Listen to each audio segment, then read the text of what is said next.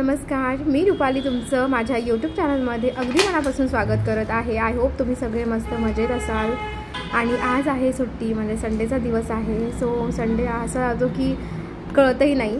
आज सकाळची वेळ आहे आणि आम्ही ब्रेकफास्टला काव्याला आणि मला फ्रूट्स कट केलेले आहेत। इथे स्ट्रॉबेरीज होते फ्रेश आणि आज त्यांनी व्हेजिटेबल्स पण आणलेले होते, त्यामध्ये सगळे फ्रूट्स होते। मी म्हटलं की परत लंच टाइम होऊन जाईल आणि खायला परत नको।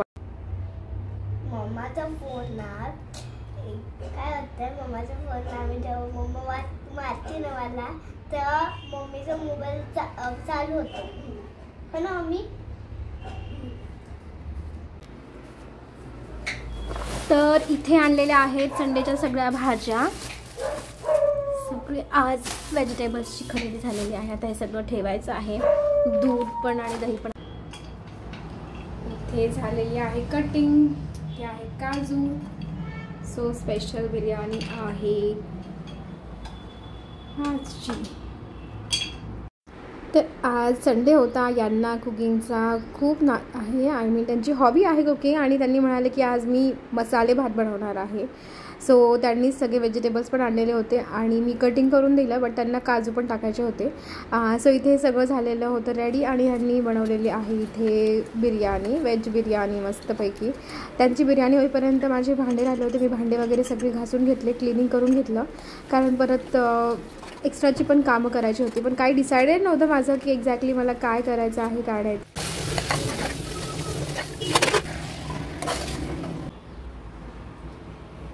बिर्याणी ऑलमोस्ट झालेली आहे।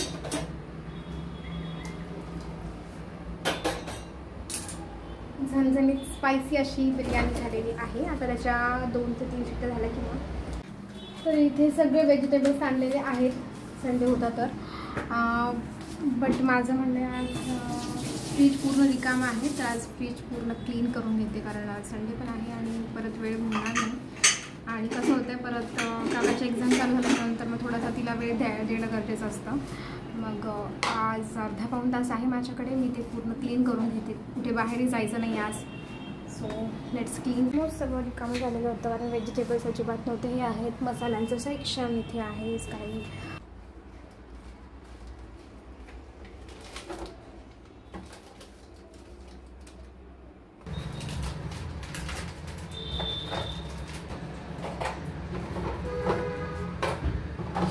कोमले कळतं।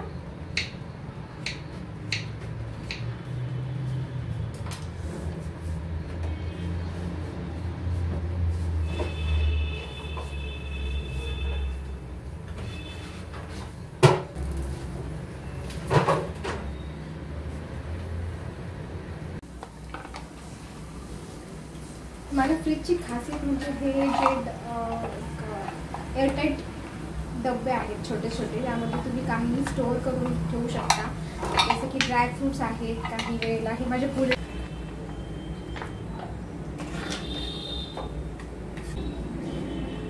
आणि हे काचेच आहे, काचेची वस्तू आहे। आणि जर मी याला हार्डवाली जर घासणी लावली ना तर त्याचे स्क्रॅचेस उमटतात, त्यामुळे जी सॉफ्ट झालेली मी यूज केलेली ही अशी घासणी आहे जिने स्क्रॅचेस वगैरे पडले, त्यामुळे मी याच घासणीने छान थोडंसं घासून घेते।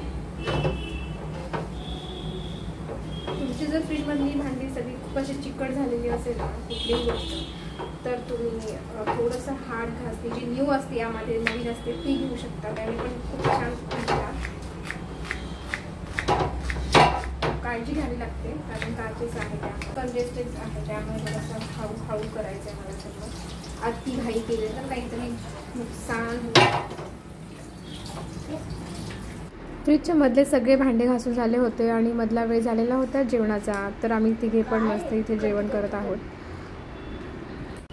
हॅलो, तर आता जस्ट जेवण केलं आणि एक छोटीशी स्मॉल नॅप पण घेतलेली आहे, बिकॉज इट्स संडे। सो आणि आता मला हे पूर्ण फ्रीज आतून क्लीन करायचं आहे। आपण जर प्रत्येक वेळेला सगळ्या गोष्टी स्वच्छ धुवून वगैरे फ्रीजमध्ये ठेवल्या ना, तर फ्रीज एवढं घाण होतच नाही। आणि जेव्हा पण काही सांडतं फ्रीजमध्ये आतल्या साईडला, तर लगेचच त्या गोष्टी क्लीन करून ठेवायच्या, म्हणजे परतच्या वेळेला आपल्याला त्रास होणार नाही, सगळं डीप क्लीन करण्याची गरज पडत नाही।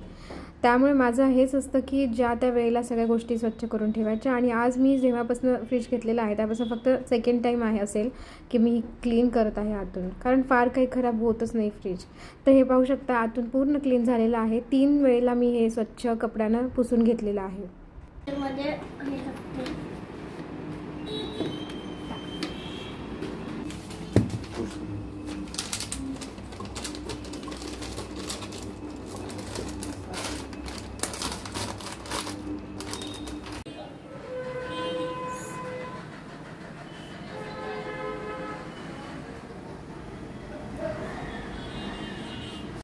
सो हा होता आजचा संडे स्पेशल व्लॉग. खूप बिझी होता कारण एक्स्ट्राची कामं म्हणजे फ्रीज वगैरे क्लीन करून घेतलं. त्यामध्येच मला 1-1.5 तास लागला. खरं तर छोटंसं काम नाही आहे, पूर्ण क्लीन करून ते सगळं व्यवस्थित जागेवर ठेवणं. सो अँड आय होप तुम्हाला माझा व्लॉग नक्की आवडेल आजचा. आणि काही सजेशन असतील तर प्लीज मला कमेंटमध्ये सांगा. आणि जे कोणी चॅनलवरती नवीन असाल प्लीज चॅनलला सबस्क्राईब करा, लाईक करा आणि शेअर करा. चला पुन्हा एका छानशा व्लॉगमध्ये आपण भेटूया. तोपर्यंत बाय.